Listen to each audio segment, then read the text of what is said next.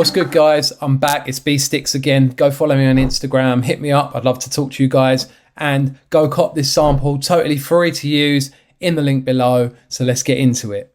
So we're in D minor, 160 BPM, and this is in 3/4, which is slightly different from 4/4 if you don't know. So instead of counting 1, 2, 3, 4, we're counting 1, 2, 3, 1, 2, 3, 1, 2, 3, like that basically. So it's got a slightly different feel, but a lot of R&B, a lot of Brent music, and a lot of other great R&B artists use 3/4, or you could kind of call it 6/8 as well. But you'll get the idea when we get into it anyway. So I started with these chords, and I'm going to put the chords up as always as I go through the keys, and so you can check them out for yourself.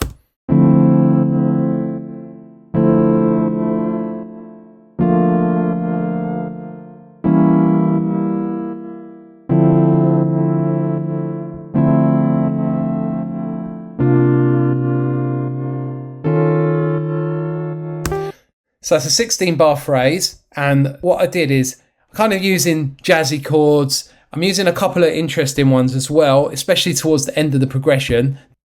So the end of the first 8 bars as well, I used a diminished chord, which again, the bass note being C sharp, the tension wants us to head back to the D. So if I play that, you can hear that ma, ma. Something interesting that I did as well was I kept this tone, this E note, in a lot of the chords. I only changed it for this. I moved it up by 1/2 step for this third chord in the progression. And including the same note in a lot of chords grounds us in that harmony as well. So I want you to pay close attention to this E as I go through.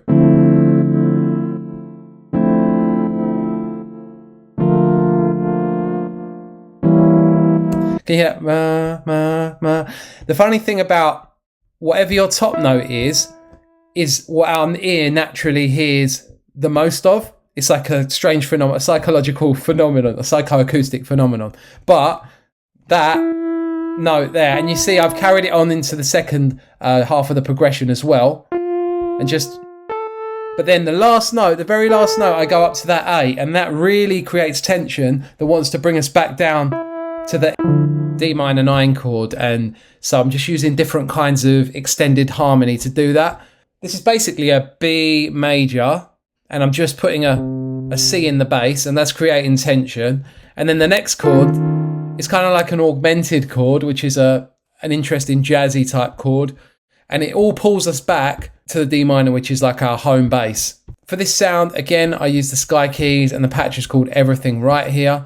Put some processing on it, similar to what I normally do. As you can see, I've got the vinyl one here, some of Logic's stock phaser, shaper box, and again, this time on shaper box, I'm just side chaining, making it side chain a little bit. So giving the sound some pump, some movement, adding a little bit of reverb to that, just very light there, and then filtering quite a lot of stuff out of it. So on its own, it sounded like this.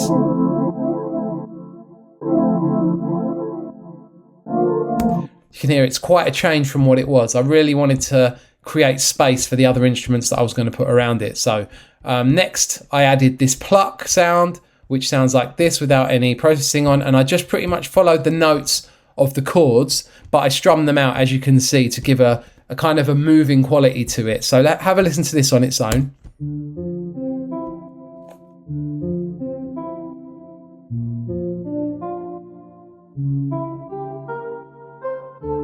As you can see, I've strummed these notes out, and I pretty much kept them quite similar for the second half of the progression, although I just added a couple of extra notes here. I added a little bit of variation on the pluck. I'll just play it on its own.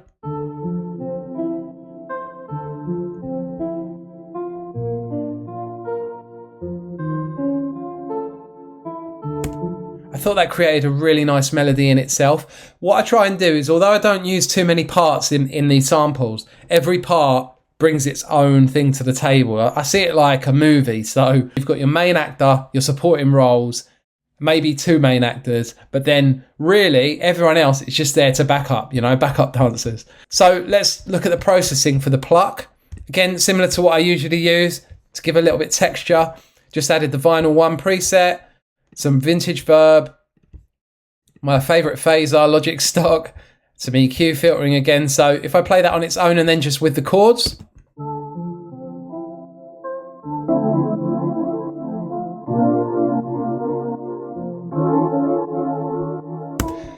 Really getting a nice starting point there, a nice bass to work from. So I doubled that sound, pitched it up an octave using Sound Shifter, and that just gave us some higher textures because we didn't have really anything in that high register yet. So if I play that on its own, it just sounds like this.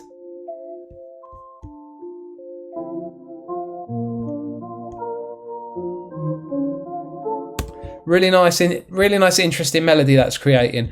I added a lead on top, quite subtle in the background. I wanted to bring in a counter melody, and that's another good thing for you to look at, bringing in counter melodies. And this preset was the Hyperhorn preset from the Sky Keys, and it just sounded like this on its own.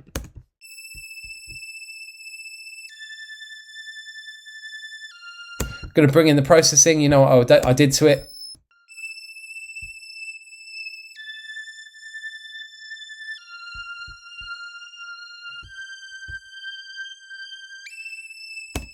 Again, with everything else in, sounds like this.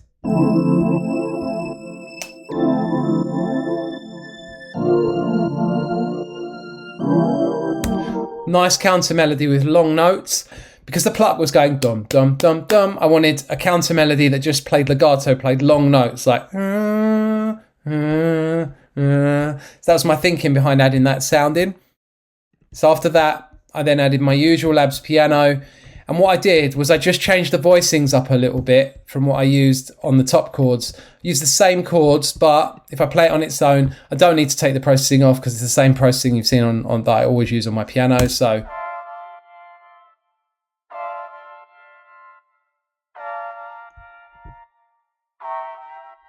and this again was to add a higher texture because as usual, I've got my sound shifter on there. So everything in so far sounds like this.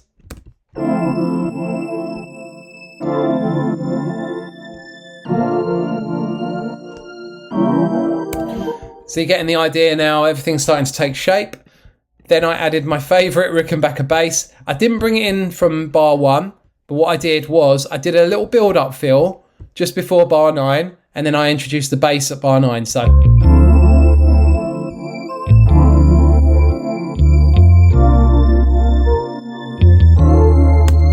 pretty simple, my usual, walking down to notes here.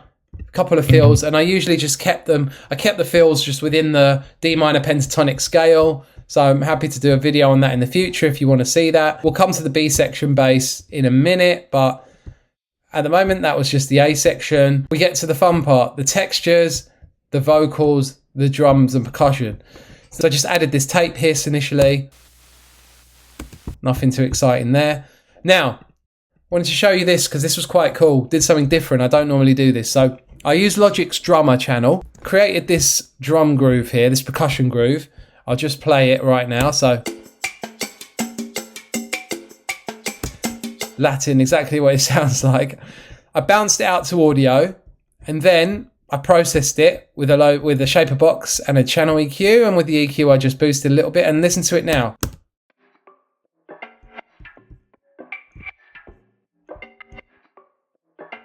Really interesting texture there, right? I know I say about texture all the time. I use the Arc Changer preset in Shaper Box, which pretty much used a filter, some timing change, some panning. I also added this sidechain here just to, again, give it more pumping. Wood clap thing, which sounds like this. Nice little wood clap and some cool effects on that. I used my favorite Arturia spring reverb. I automated the amount that I sometimes do, which gives variation again. You can see my blend, I'm going all over the shop here. Then I also added this Echo Boy preset, inverse swing, which is in the rhythmic preset bank here. That added a really interesting effect to the drum, right? So let me just solo it and I'll play it with and without. Here we go. So without, with, kind of like this weird echo ducking thing that I found really interesting with the rest of the sounds. So I added a kick as well, but I really filtered it because I didn't want it to feel kicky. I just wanted it to feel like almost a marker on the first beat of the bar, just like that. So if I add this all together now,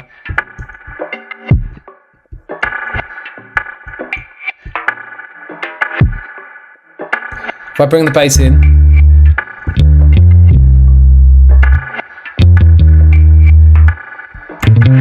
interesting groove. That really kind of found that interesting to listen to. Something good for the ear. Textures moving about. I added a vocal that I recorded in from my phone on voice notes, so it sounded like this.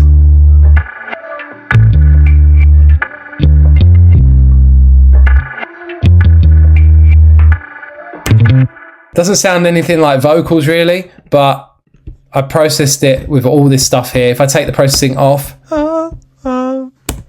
auto-tune initially, really EQ'd it, like gave it telephone EQ, some verb, where I'm using the chamber preset here, really washed it out. Phaser, now we're up to here, interesting sound. I use the envelope modulator, which is a cool effect that over time kind of sounds like that kind of thing. Use that quite a lot on different sounds. Shaper box, where I'm panning from left to right, you've seen that before, and then at L2 just to level the whole thing off, because what I'd encourage you to do is I'm going to leave all the stems to this in the link. Go download it. Just take little pieces of it. You don't need to use everything. Like, as I say, empty is better, but I like to put a lot in so that you guys have a lot of choices as to what you want to use. Now, probably my favorite bit of this sample, and I've been promising to do this for a while, but I took my guitar, my Telecaster, and I used my Therme pedal, and I just ran some crazy effects, moving the little sliders about, and came up with this. And these are really cool textures. Just, you get like almost a tiny little hint of guitar and a load of weird wobbles.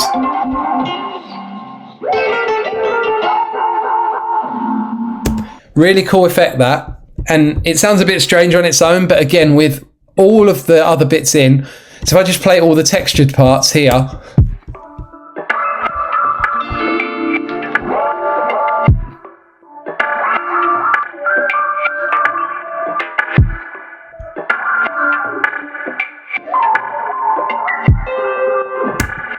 I love that. That's so cool. So again, I chopped these up and I panned one to the right and one to the left. So now if we bring all the other sounds in, you'll hear it all take shape.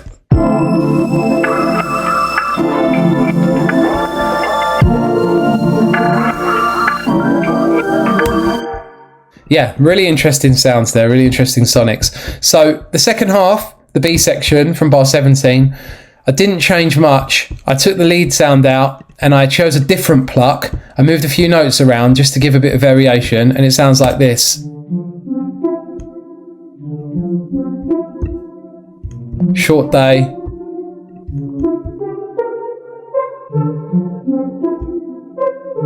I'm always thinking bum bum. I'm always thinking simple melodies, like almost nursery rhyme melodies to just put on the top that can give you, that you can catch your ear and not going to be too complicated, but also memorable. And then underneath it, you can make stuff quite complicated and get away with it. So that's a top tip for you. That's some sauce right there. So the B section altogether sounded like this.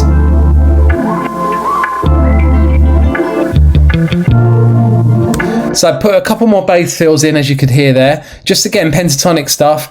And as I developed the guitar, I use different chops, so it never really sounds like I'm looping something around it. It's always changing. I've said that many a time, that your sample should evolve and keep changing. So if we look at my mastering chain, same as usual, a little bit of gain just to bring the volume up, linear EQ where I'm boosting quite a bit here in the high end. Shaper box, I am making this whole thing sidechain a little bit, so I'm giving it a pump. If I turn the sound shifter back on, you're going to hear how it sounded when I did the sample initially. Well, when you heard it at the beginning of the preview. So